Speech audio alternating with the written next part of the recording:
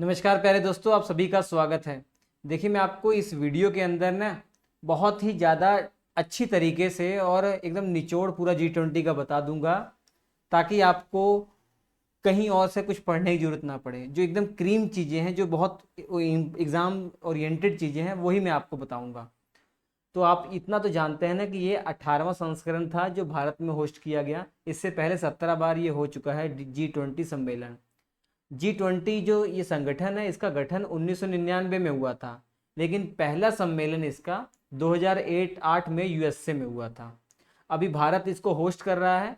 तो जो भी देश होस्ट करती है, लगभग 11 महीने उसके पास अध्यक्षता रहती है। तो भारत के पास 1 दिसंबर 2022 से लेकर लगभग 1 साल तक उसके पास अध्यक्षता रहती है। तो भारत के पास 1 दिसंबर 2022 से 30 नवंबर 2023 तक इसकी अध्यक्षता थी। और फाइनल मीटिंग आप जानते हैं 9-10 सितंबर को ये सम्मेलन हुआ है। इसमें पहले तो 19 देश एक यूरोपीय संघ था, अर्थात पहले 20 सदस्य हुआ करते थे, लेकिन एक 21वां सदस्य जोड़ा गया, अफ्रीकन यूनियन। ये भारत में जो होस्ट हो रहा है ना, इसी में जोड़ा गया। 9-10 तारीख को जो मीटिंग हुई थी उसी के दौरान जोड़ा गया। हालांकि भारत का ही इनिशिएटिव था। भारत ने ही 3 महीने पहले सभी देशों से ये रिक्वेस्ट की थी, G20 के सभी देशों से रिक्वेस्ट की थी कि अफ्रीकन यूनियन को जोड़ लिया जाए। तो ये स्वीकार कर लिया गया और इनको जोड़ लिया गया 21वें सदस्य के रूप में। अफ्रीकन यूनियन जो अफ्रीका महाद्वीप है, उसकी सभी देशों को ये रिप्रेजेंट करता है संघ। जैसे यूरोपीय संघ है, ऐसे ही अफ्रीकन यूनियन है। तो सदस्य 19 देश, ये 2 संघ याद रखने हैं। अफ्रीकन यूनियन के बारे में क्या याद रखना है भैया, कि इसमें टोटल 55 देश हैं। इस अफ्रीकन यूनियन के जो सदस्य हैं ना, ये 55 देश हैं। और ये सारे के सारे देश कौन से हैं, आपका अफ्रीका कॉन्टिनेंट के। अब इस अफ्रीकन यूनियन का जो गठन है ना 2002 में हुआ था। इसका हेडक्वार्टर इथोपिया जो देश है, इसी के अंदर अदीस अबाबा में है। और चेयरपर्सन अजली साहब का नाम आपको याद रखना है। और यहाँ पे मैं ट्रॉयका आपको बताने वाला हूँ। यहाँ पे 3 देशों का समूह होता है ट्रॉयका। ये 3 देश कौन से होते हैं, जिसने 1 साल पहले होस्ट किया है, जो वर्तमान में होस्ट कर रहा है, जो 1 साल बाद होस्ट करने वाला है। जैसे इंडोनेशिया, इंडिया, ब्राज़ील, इन तीनों का जो ग्रुप है वो ट्रॉयका है। अभी नहीं आपको समझ में आ रहा होगा, मैं बताता हूँ। पहले ट्रॉयका के बारे में बताता हूँ। ये जो ट्रॉयका शब्द आप देख रहे हैं ना, G20 में बहुत बार आपने सुना होगा। इसका ये लिया कहाँ गया से, ये शब्द लिया है ये रशिया से। रशिया में ये शब्द यूज होता है, जो घोड़े वाली बग्गी होती है ना, जिस 3 घोड़े मिलकर खींच रहे होते हैं, जिसमें एक बीच में मेन घोड़ा होता है और बाकी 2 सपोर्टिंग घोड़े होते हैं। तो इन्हीं का ये समूह होता है। वैसे ही G20 में ट्रॉयका शब्द इन 3 देशों का समूह को माना जाता है। जैसे वर्तमान में 2023 में ये 3 देश जो समूह है, वो आप कौन कौन से याद रखने हैं। 1 साल पहले इंडोनेशिया ने होस्ट किया था वो, और भारत वर्तमान में होस्ट कर रहा है, और आगे ब्राज़ील होस्ट करने वाला है। तो इन तीनों देशों का समूह ट्रॉयका है इस बार के लिए G20। ठीक है, जो आगे बदल जाएगा। तो ये आपको समझ में आ गया होगा। ठीक है, 17 सम्मेलन कहाँ होस्ट हुआ था, 18 कहाँ हुआ, 19वां कहाँ हुआ, ये याद रखना है। इंडोनेशिया, इंडिया, ब्राज़ील का नाम याद रखना है। और यहाँ पे कोणार्क सूर्य मंदिर की बात हो रही है उड़ीसा में। क्यों भैया, ये जो पीछे तस्वीर देख रहे हैं ना, ये चक्कर, ये जो व्हील है, ये कोणार्क सूर्य मंदिर की ही फोटो है। जो आप जानते हैं 9 तारीख को बड़े बड़े जो G20 के जो देश के जो हेड आए थे, उनका स्वागत गांधी जी ने इसी बैकग्राउंड पर किया था। ठीक है, भारत मंडपम में। और ये तस्वीर जो है वो कोणार्क सूर्य मंदिर की, तो इसलिए करंट अफेयर का क्वेश्चन बन सकता है। इसके बारे में क्या याद रखना है कि ये कोणार्क का सूर्य मंदिर उड़ीसा में है। इसको बनाया गया था गंग वंश के शासक नरसिम्हा देव प्रथम के द्वारा 1250 के आसपास। और ये वर्ल्ड हेरिटेज साइट भी है, यूनेस्को के द्वारा घोषित की गई वर्ल्ड हेरिटेज साइट है, और 1984 में इसको घोषित किया गया था। और इसके अलावा ये नटराज स्टैचू बहुत चर्चा में है। ये दुनिया का सबसे बड़ा नटराज स्टैचू है, और ये अष्ट धातु से बना हुआ 8 मेटल से मिलाकर ये बनाया गया है। जो भारत मंडपम है जहाँ पे होस्ट किया गया था, उसी के बाहर ये लगाया गया है। दुनिया का सबसे बड़ा है। इसकी हाइट 27 फीट है, और वजन जो है 20 टन इसका वजन है। परीक्षा की दृष्टि से उपयोगी है, याद रखेंगे। और G20 का लोगो भी एग्जाम पॉइंट ऑफ व्यू से जरूरी है। G20 का जो लोगो है ये किससे प्रेरित है? हमारे तिरंगे झंडे से प्रेरित है, राष्ट्रीय ध्वज से प्रेरित है। कलर देख रहे हैं, केसरिया है, ग्रीन है, और यहाँ अर्थ पर वाइट है और ब्लू है। हमारे केसरिया झंडे, हमारा जो तिरंगा झंडा है उससे ये प्रेरित है। और यहाँ पे जो लोटस, जो ये हमारा राष्ट्रीय फूल कमल है, इसका भी अलग महत्व है। इसमें देखिए 7 पत्तियां हैं। ये 7 पत्तियां 7 महाद्वीपों को दिखाती हैं। पृथ्वी पर 7 महाद्वीप है ना, इन 7 महाद्वीपों को रिप्रेजेंट करती हैं ये पत्तियां। और आपको ये भी मालूम होना चाहिए हमारा इस बार का थीम क्या था। वसुधैव कुटुंबकम, one earth, one family, one future. ये दोनों चीजें याद रखनी है। हालांकि वसुधैव कुटुंबकम का मीनिंग भी यही होता है कि हमारा जो पूरा अर्थ है, पूरी पृथ्वी है, एक फैमिली है। और ये कहाँ से लिया गया है? महाउपनिषद से लिया गया है। महाउपनिषद के जो संस्कृत टेक्स्ट है ना, उसी से लिया गया है ये वसुधैव कुटुंबकम। और यही जो नई पार्लियामेंट बनी है उस पर भी यही लिखा हुआ है। और ट्रोइका के बारे में मैंने आपको बता दिया। और आप जानते हैं 1 साल के दौरान, अभी 1 साल पूरा हुआ नहीं जो हमने अध्यक्षता ली हुई है, हम होस्ट कर रहे हैं, अभी 60 से अधिक शहरों में 200 से ज़्यादा बैठकें हो चुकी हैं और 32 अलग अलग कार्य क्षेत्रों पर बात हुई है। ये अभी MCQ के माध्यम से सब देखेंगे कि किस पर बैठक हुई है पहली बार, वो सारी चीज़ें हम देखेंगे। और अंतिम शिखर सम्मेलन 9-10 तारीख को हुआ है, वो इतिहास गवाह, इतिहास बन गया भैया वो तो। और G20 में जो 19 सदस्य और एक यूरोपीय संघ थे, उसके कौन कौन से हेड आए थे ये भी बताया गया है। अर्जेंटीना के प्रेसिडेंट साहब थे एल्बर्टो साहब, ऑस्ट्रेलिया के एंथनी साहब, सबको देख सकते हैं। जो इम्पोर्टेंट है वो मैं आपको बता देता हूँ। ब्राज़ील का ये नाम आप जरूर याद रखिएगा क्योंकि आगे ब्राज़ील ही होस्ट करने वाला है। लूला दा सिल्वा ये प्रेसिडेंट है वहाँ के। और कनाडा के जो प्राइम मिनिस्टर है, इनका नाम तो जरूर याद रखना है। 3 दिन रुके थे ये, इनकी भारी बेइज्जती भी हुई है और इनका प्लेन खराब हो गया था, जहाज़ खराब हो गया था भारत के अंदर, तो इसलिए भारत में 3 दिन तक इनको रुकना पड़ा। ठीक है। और चाइना के जो प्रेसिडेंट साहब थे वो नहीं आ पाए थे, उनकी जगह पे ली क्वांग आए थे, इनका भी नाम आप याद रख सकते हैं। और इसके अलावा आपको याद रखना है भैया, रशिया का तो जरूर याद रखिएगा, पुतिन साहब नहीं आए थे, उनकी जगह पर वहाँ के जो फॉरेन मिनिस्टर हैं सर्जे लोवरे साहब ये आए थे। ठीक है, ये याद रखें। इटली की जो प्राइम मिनिस्टर है ये भी न्यूज़ में रही थी, मेलोनी जी, इनका भी नाम आप याद रख सकते हैं। और सऊदी अरबिया, इनका भी आपको नाम याद रखना पड़ेगा, इम्पोर्टेंट है। मोहम्मद बिन सलमान साहब वहाँ के प्राइम मिनिस्टर कह लीजिए, वहाँ के राजा कह दीजिए। ठीक है, ये आए थे।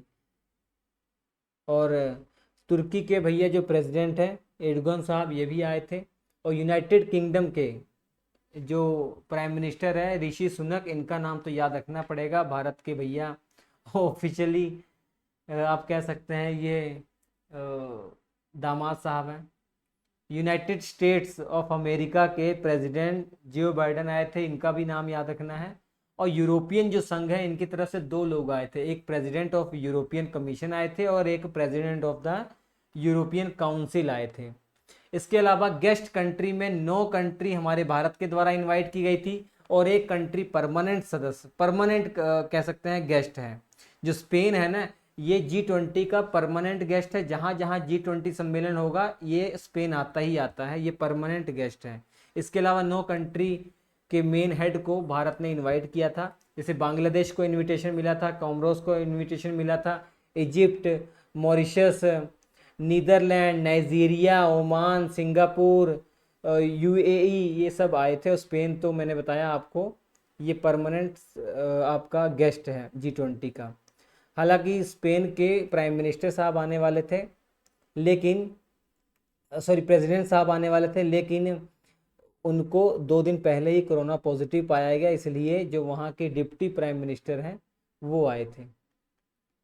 ये देखिए वर्ल्ड मैप में दिखाया गया है कि कौन कौन सी इसकी मेंबर हैं कंट्रीज़, ये नाम भी आप याद रख सकते हैं। ठीक है, अल्फ़ाबेटिकली देखिए पूरा लिखा हुआ है। और ये 9 कंट्री के नाम जो भारत ने इनविटेशन दिया था ये भी आपको याद रखना है। और G20 सम्मेलन है क्या भैया? G20 सम्मेलन क्या है भैया, मैं आपको बता दूं। G20 में जितने भी सदस्य देश हैं ना, इनकी अगर जीडीपी को आप देखेंगे तो पूरी दुनिया की जीडीपी का 85% यही लिए बैठे हैं। और दुनिया का जो जितना भी प्रोडक्शन होता है उसका 80% प्रोडक्शन यही G20 के सदस्यों देशों के द्वारा होता है। और अंतर्राष्ट्रीय व्यापार का 75% हिस्सेदारी इन्हीं का है। ठीक है, वैश्विक स्तर पर ये एक संगठन ऐसा है जिस पर अर्थव्यवस्था, वित्तीय व्यवसाय, निवेश, जलवायु परिवर्तन के आदि मुद्दों पर बात की जाती है, चर्चा की जाती है, सुझाव दिया जाता है, उपाय ढूंढा जाता है। और आपको मालूम होना चाहिए शेरपा शब्द, ये शेरपा कौन होते हैं? अब एक साल तक अलग अलग जगह, अलग अलग शहरों में मीटिंग हो रही है। कायदे से देखा जाए तो सभी देशों के जो हेड होने चाहिए वो शामिल होने चाहिए, लेकिन ऐसा पॉसिबल है नहीं। तो इसलिए उन हेड की तरफ से जो रिप्रेजेंट उनको करते हैं, हेड को, जैसे हमारे प्राइम मिनिस्टर को जो हेड करेंगे वो शेरपा कहलाते हैं। ये शेरपा शब्द नेपाल से लिया गया है। नेपाल पे माउंट एवरेस्ट पर जो चढ़ते हैं उनकी सहायता के लिए जो लोग होते हैं ना, उन्हीं को शेरपा कहते हैं। तो ये भी अमिताभ कांत साहब हमारे G20 के शेरपा थे भारत की तरफ से इस बार। ये एक IAS रिटायर्ड IAS अधिकारी होते हैं। अब मैं आपको ये भी इम्पोर्टेंट बात बता दूं, सभी देशों के अपने अपने शेरपा होते हैं। ठीक है, जितनी भी मीटिंग होती है तो प्राइम मिनिस्टर नरेंद्र मोदी की तरफ से यही जाते हैं ज़्यादातर। ठीक है, तो यही शेरपा हैं, आप समझ गए होंगे।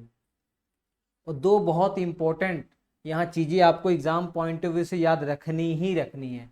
एक G20, ये जो ग्लोबल बायोफ्यूल अलायंस है, ये एक इंटरनेशनल ऑर्गेनाइजेशन है, एक इंटरनेशनल एक संगठन बनाया गया है। बहुत कम ऐसे संगठन है जो भारत ने बनवाए हैं। ऐसे ही आपको एक सोलर अलायंस याद रखना है, और ये global biofuel alliance international level पर। और एक आपको याद रखना है, ये India middle east Europe economic corridor. ये दो चीज़ें बहुत इंपॉर्टेंट हैं इस G20 सम्मेलन की। क्या है मैं आपको बता दूं, ग्लोबल बायोफ्यूल अलायंस, इसको भारत के द्वारा शुरू किया गया है। भारत ने इनिशिएट किया है, और इसके अलावा भारत के अलावा 8 और कंट्री है जिन्होंने मिलकर इसको कह सकते हैं ये शुरू किया हुआ है। ठीक है, आपको ये दिखाई दे रहा होगा, ये 9 कंट्री के हेड हैं। अब यह है क्या, इसका पर्पस क्या है इस संगठन बनाने का? इस संगठन बनाने का पर्पस ये है कि आने वाले समय में हम जो जीवाश्म ईंधन अभी यूज कर रहे हैं ना, जैसे पेट्रोल, ये कोयला, ये सब जीवाश्म ईंधन है। जीवाश्म ईंधन क्या है? इसको जीवाश्म ईंधन को बनने में लाखों लाखों साल लग जाते हैं। जैसे कोयला कैसे बना, आप जानते हैं, जमीन के नीचे से ये जो कई लाखों साल पहले जो पेड़ पौधे दब गए होंगे, ठीक है, उन्हीं के कारण वो जो बिना ऑक्सीजन के जले होंगे अंदर, तो अधिक टेम्परेचर पर, उन्हीं के कारण ये कोयला बना हुआ है। ऐसे ही पेट्रोल भी जो है, डीजल, ये सब इसी प्रकार बने हुए हैं। लेकिन ये पूरा स्थायी तो नहीं है, जब समाप्त हो जाएगा, कमी पड़ जाएगी, तो इनको दोबारा बनने में कई लाखों साल लगेंगे। इसलिए ये ढूंढा जा रहा है कि इसका अल्टरनेटिव जैव ईंधन को बढ़ावा देने के पर्पज से ये बायोफ्यूल अलायंस चालू किया गया है। ठीक है, जैव ईंधन क्या होते हैं? जैव ईंधन जैसे कृषि से, पेड़ पौधों से जो ईंधन प्राप्त होता है ना, उसी को जैव ईंधन कहा जा रहा है। और इस ग्लोबल बायोफ्यूल अलायंस का केवल पर्पस जैव ईंधन ही नहीं, इसके अलावा एक ऐसा अल्टरनेटिव भी ढूंढना, भले उसमें जीवाश्म ईंधन हो, लेकिन कुछ चीज़ें उसमें मिलाकर ऐसा किया जाए कि वातावरण भी दूषित ना हो और उसका उपयोग ज़्यादा दिन तक हम कर पाएँ। जैसे पेट्रोल में मीथेन मिलाकर, 20% मीथेन मिलाकर यूज़ करने की बात यहाँ हो रही है। ठीक है, G20 के अंदर ये आपको ग्लोबल बायोफ्यूल अलायंस याद रखना है। 9 देश इनिशिएटिव किया है, 9 देशों ने।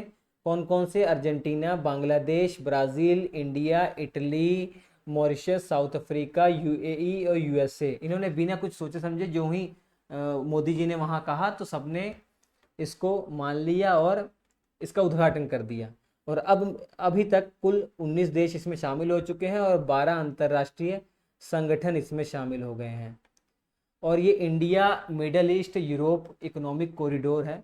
कॉरिडोर क्या होता है? दो क्षेत्रों को मिलाने वाला जो रास्ता होता है वही कॉरिडोर है। जैसे यूरोप को इंडिया से मिलाने की बात की जा रही है थ्रू मिडल ईस्ट जो आपकी एशिया है इसके थ्रू मिलाने की बात की जा रही है।